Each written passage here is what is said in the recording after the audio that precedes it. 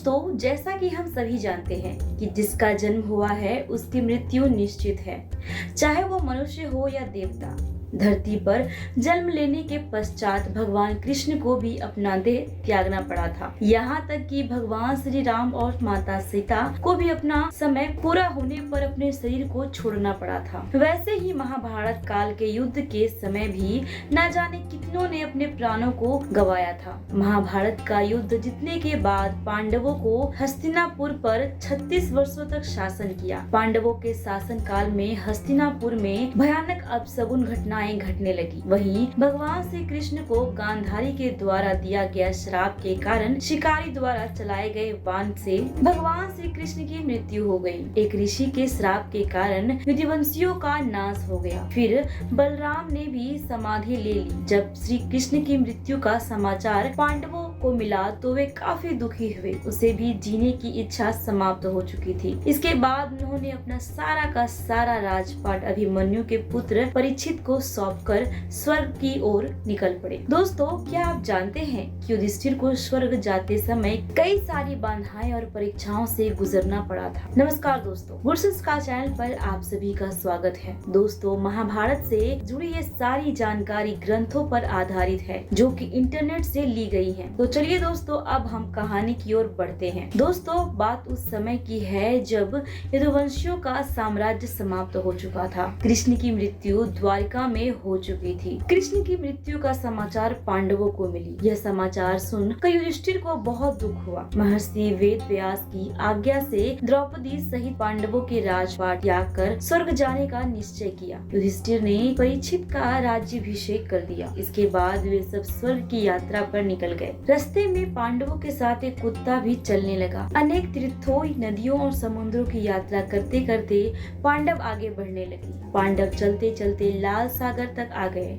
अर्जुन लोग बस अपने गंडीव धनुष और अक्षय तर्कस का त्याग नहीं किया था। तभी वहाँ अग्निदेव उपस्थित हुए और उन्होंने अर्जुन के गंडीव धनुष और अक्षय तर्कस का त्याग करने के लिए कहा। अर्जुन ने ऐसा ही किया। पांडवों ने पृथ्वी की परिक्रमा पूरी करने की इच्छा से उत्तर दिशा की ओर से यात्रा करते करते पांडव हिमालय तक पहुँच गए। हिमालय लांघ कर पांडव आगे बढ़े। बड़े बड़े बालू का समुद्र दिखाई पड़ा। इसके बाद उन्होंने बद्रीनाथ पहुँचे और वहाँ से आगे बढ़े तो सरस्वती नदी के उद्गम स्थल पर नदी को पार करना द्रौपदी के लिए कष्टहार हो गया था। ऐसे समय में भीम ने एक बड़ा सा चट्टान उठाकर नदी के बीच डाल दिया। द्रौपदी ने इस चट्टान पर चलकर सरस्वती नदी को पार किया था। कहते हैं इसे भीम पुल कहा जाता है। पांचों पांडव, द्रौपदी तथा वो कुत्ता तेजी से आगे चलने लगे। तभी द्रौपदी लड़खड़ा कर गिर पड़ी। यह देखकर भीम ने द्रौपदी को सहारा दिया और फिर वह चलने लगी। लेकिन द्रौपदी भी ज्यादा दूर नहीं चल पाई और वह भी गिरने लगी। ऐसे समय में भीम ने द्रौपदी को संभाला। उस समय द्रौपदी ने कहा, सभी भाइयों में भीम ने ही मुझे सबसे ज्यादा प्यार किया है और मैं अगले जन्म में फिर से भीम की पत्नी बनना चाहूंगी। द्रौपदी को गिरते देख भीम ने युधिष्ठिर से पूछा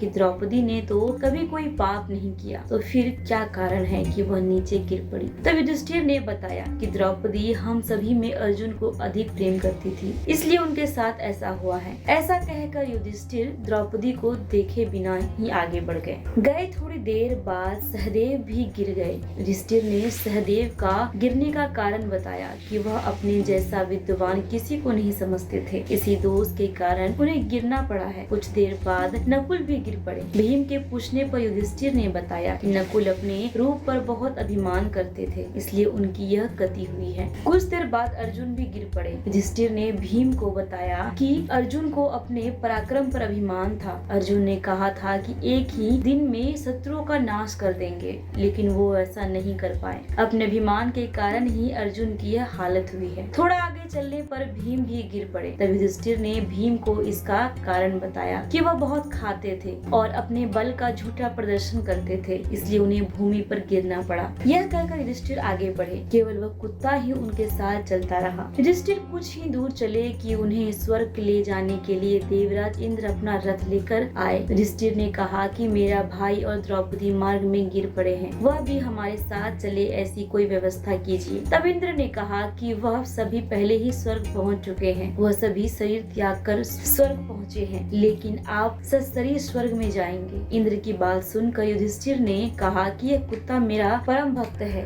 इसलिए इसे भी मेरे साथ स्वर्ग जाने की आज्ञा दीजिए। लेकिन इंद्र ने ऐसा करने से मना कर दिया। काफी देर समझाने पर युधिष्ठिर बिना कुत्ते के स्वर्ग जाने के लिए नहीं माने, तो कुत्ते के रूप में यमराज अपने वास्तविक रूप में आ गए। वह कुत्ता वास्तव में यमराज ही थे। युधिष्ठिर को अपने धर्म में स्थित देखकर यमराज बहुत प्रसन्न हुए। इसके बाद देवराज इंद्र युधिष्ठिर को अपने रथ में बिठाकर स्वर्ग ले गए। स्वर्ग जाकर युधिष्ठिर ने देखा कि वहाँ दुर्योधन एक दिव्य सिंहासन पर बैठा है और वहाँ अन्य कोई नहीं है। यह देखकर युधिष्ठिर ने देवताओं से कहा कि मेरे भाई और द्रौपदी जिस लोक में गए हैं, मैं भी वहाँ जाना चाहता हूँ। मुझे उनसे अधिक उत्तम लोक की कामना नहीं है। तब देवताओं ने कहा कि यदि आपकी ऐसी इच्छा है तो आप इस देवदूत के साथ चले जाइए, यह आपको अपने भाइयों के पास पहुँचा देगा। युधिष्ठिर उस देवदूत के साथ चले गए। देवदूत युधिष्ठिर को ऐसे मार्ग पर ले गया जो बहुत खराब था। उस मार्ग पर घोर अंधकार था, चारों तरफ से बदबू आ रही थी। इधर उधर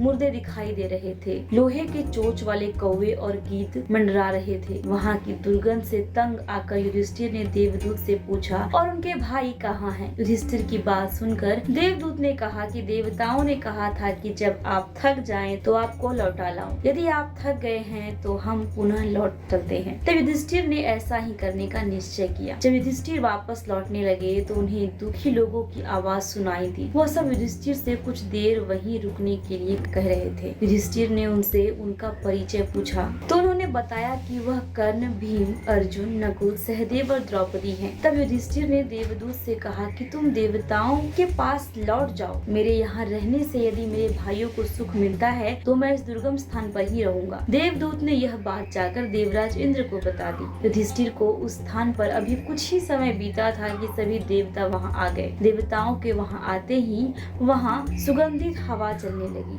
मार्ग पर क्रमश जी छा गया। तब देवराज इंद्र ने युधिष्ठिर को बताया कि तुमने अश्वत्थामा के मरने की बात कहकर छल से द्रोणाचार्य को उनके पुत्र की मृत्यु का विश्वास दिलाया था। इसी के परिणाम स्वरूप तुम्हें भी छल से कुछ देर नरक के दर्शन करने पड़े। अब तुम मेरे साथ स्वर्ग चलो, वहाँ तुम्हारे भाई पहले से ही पहुँच गए हैं। इस प्रकार युधिष्ठिर अपने भाइयों और द्रौपदी को स्वर्ग में देखकर बहुत प्रसन्न हुए। आप जिस वीडियो को देखने जा रहे हैं वह हिंदू पौराणिक कथाओं और लोक कथाओं से प्रेरित है। ये कहानियाँ हजारों साल पुराने धार्मिक ग्रंथों पर आधारित है। कृपया ध्यान दें कि हमारे उद्देश्य किसी व्यक्ति, संप्रदाय या धर्म की भावनाओं को आहत करना नहीं है। यह पौराणिक कहानियाँ केवल शैक्षिक उद्देश्य के लिए और हमें उम्मीद है कि उन्हें इसी तरह लिया जाएगा। धन्यवाद।